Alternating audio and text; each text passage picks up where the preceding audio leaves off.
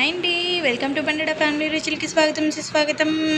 సన్విడితో అట్టు ఎలా వేసుకోవాలనేది ఈ వీడియోలో అయితే చూద్దామండి. చాలా బాగుంటుంది. ఎప్పుడైనా సన్విడి తినలేను అనుకుంటే కనుక ఈ విధంగా అయితే ట్రై చేయండి. ముందుగా సన్విడిని ముద్దను తీసుకొని ఇలాగా మ్యాష్ చేసుకోవాలి. చేసుకొని ఇందులోకి ఇప్పుడు వాటర్ అయితే పోసుకుందాము. వాటర్ పోసుకుని ఎంత జాన్ కన్సిస్టెన్సీ మనకి అట్టు వచ్చే విధంగా అయితే కలుపుకోవాలండి. ఉండలు ఉండకుండా చక్కగా స్మూత్ పేస్ట్ లాగా అయితే బాగా కలుపుకోవాలండి. ఈ విధంగా ఎప్పుడైనా సన్విడట్టు వేసుకున్నారా లేదండి? వేసుకుంటే కనుక ఎలా ఉందో టేస్ట్ అనేది కామెంట్ చేయండి.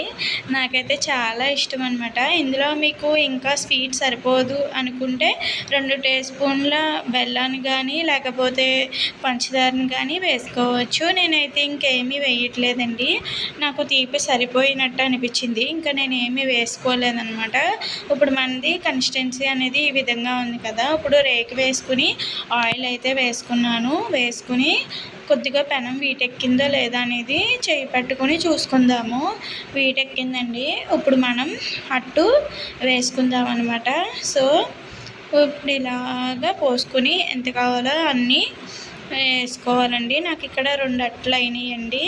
అలాగే మళ్ళీ దాని చుట్టూరు కూడా ఆయిల్ వేసుకుని ఇలా బాగా కాల్చేసుకోవడమే. చాలా బాగుంటుంది. డెఫినెట్గా ట్రై చేయండి, అందరికీ నచ్చుతుంది. సో అటు ఇటు కూడా బాగా కాల్చేసుకోవాలి. 2 అట్టు కూడా నేను సేమ్ అలానే వేసేసుకుని చుట్టుపక్కల నూనె వేసేసుకుని అలాగే కాల్చుకున్నానండి. సో తిప్పుతున్నాను చూడండి. ఇది కూడా సేమ్ అలానే కాలింది. దోరగా 2 వైపులన కాల్చుకోవాలండి. కొద్ది క్రిప్సీగా కాల్చుకుని పలసగా వేసుకుంటే సన్విడట్టు చాలా బాగుంటుంది. మనకి తిన్నప్పుడు శనగడట్టు తింటున్నట్టు కూడా ఉండదండి, అంత బాగుంటుంది. ఇలా క్రిప్సీగా వేగించుకుంటే చుట్టుపక్కల కొద్దిగా బాగుంటుందన్నమాట. ఈ వీడియో మీకు నచ్చినట్లయితే అందరికీ షేర్ చేయండి. అలాగే నా ఛానల్ని ఎవరైనా సబ్స్క్రైబ్ చేసుకోకపోతే సబ్స్క్రైబ్ చేసుకోండి. అలాగే వెజిటేరియన్ రెసిపీస్లో మీకు ఏమైనా కావాలి అంటే కామెంట్లో అడగండి.